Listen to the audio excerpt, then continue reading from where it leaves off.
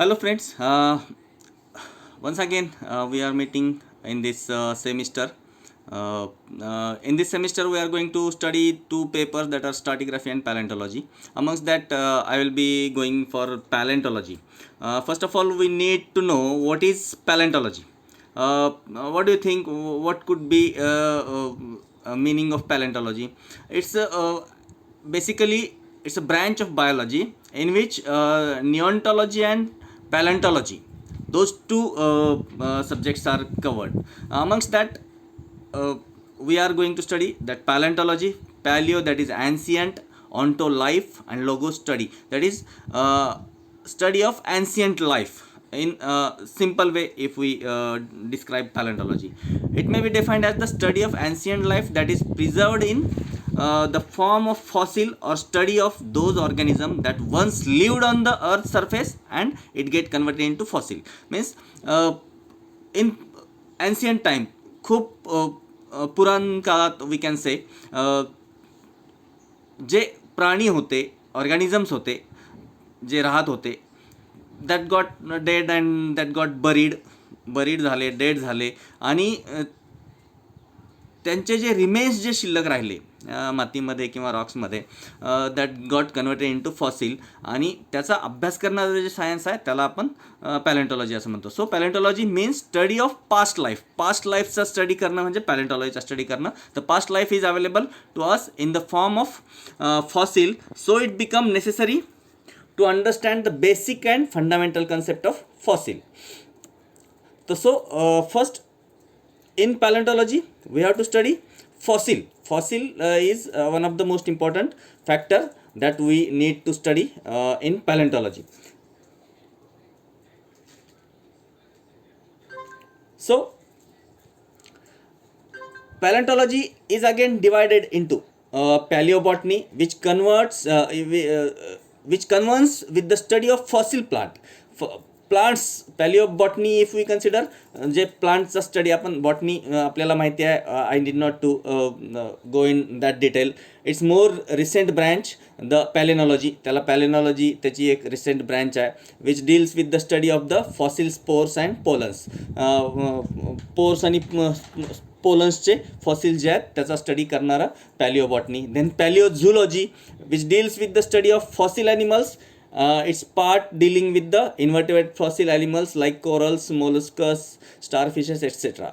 is called the invertebrate paleontology, and the study of vertebrate fossil animals such as fishes, amphibians, reptiles, birds and mammals is called the vertebrate पॅलेंटॉलॉजी. त्यामध्ये पॅलिओझुलॉजीमध्ये इन्व्हर्टिब्रेट पॅलेंटॉलॉजी and व्हर्टिब्रेट पॅलेंटॉलॉजी दोन types we can consider.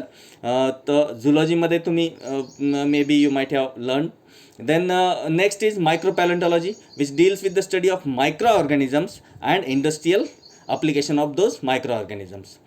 तर हा सगळा जो पॅलेंटॉलॉजीचा study आहे त्यात पॅलिओबॉटनी, पॅलिओझुलॉजी, मायक्रोपॅलेंटॉलॉजी हे जे सगळं आहे that is basically depending upon fossils, study of fossils. So first we need to know what is fossil. Then according to Latin word, anything that can be extracted or dug up from the earth surface is known as fossil. Actually फॉसिलचा basic अर्थ जो आहे तो एका Latin वर्डवरनं तो शब्द घेतलेला आहे. तर anything that can be extracted or dug up from the earth surface is known as fossil. म्हणजे जे आपण काहीही जे अर्थ सरफेसमधून आपण डग करून काढू शकतो किंवा अर्थ सरफेसमध्ये आपल्याला सापडतं, that is considered as fossil. But there is a big but.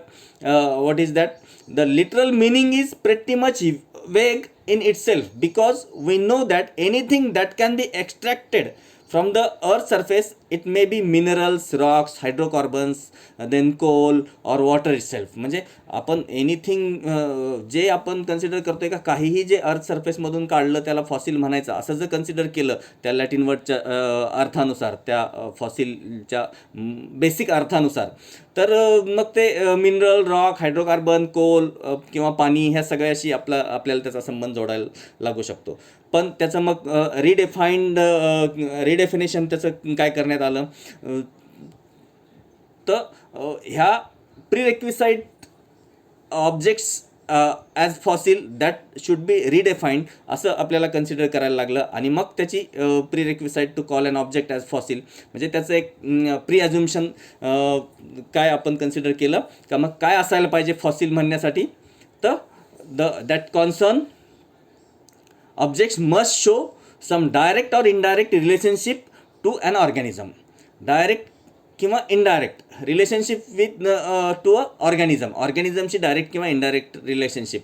Direct relationship may as remains of pieces of bone, skeleton, tooth, coprolites, that is excretory material of larger vertebrates and gastroliths, material of invertebrates, egg etcetera. म्हणजे हे सगळं जे आहे ते direct किंवा indirect that is related to the ऑर्गॅनिझम्सशी related आहे. आणि मग हे सगळं ऑर्गॅनिझम्स असतील, त्यांच्याशी संबंध असेल तर त्याला आपण फॉसिल असं म्हणू शकतो. तर हे त्याच्यामध्ये असायला पाहिजे फॉसिल म्हणण्यासाठी. म्हणजे जस्ट अर्थमधून एक्स्ट्रॅक्ट केलं म्हणून ते फॉसिल असं आपण त्याला म्हणू शकणार नाही. बेसिकली तो शब्द त्याचा अर्थ जरी तसा असला तरी. मग रिडेफिनेशनमध्ये फॉसिल्सच्या अजून काय येऊ शकतं. Constant object must preserved by natural processes. म्हणजे जो फॉसिल आहे तो that should be preserved by natural processes. नैसर्गिक प्रक्रियेमधूनच तो प्रिझर्व झालेला असला पाहिजे. फॉर एक्झाम्पल जर द्यायचं म्हटलं तर mummies of Egypt are preserved artificially. म्हणजे इजिप्तला जे ममीज आपण जे पिरॅमिड्स बघतो आणि तिथं ज्या ममीज बरी केलेल्या आहेत हजारो वर्षांपूर्वी, शेकडो वर्षांपूर्वीपासून, तर ते आर्टिफिशियली बरी केलेले आहेत. तर त्याला we cannot say it as fossil. त्याला आपण we cannot call a fossil.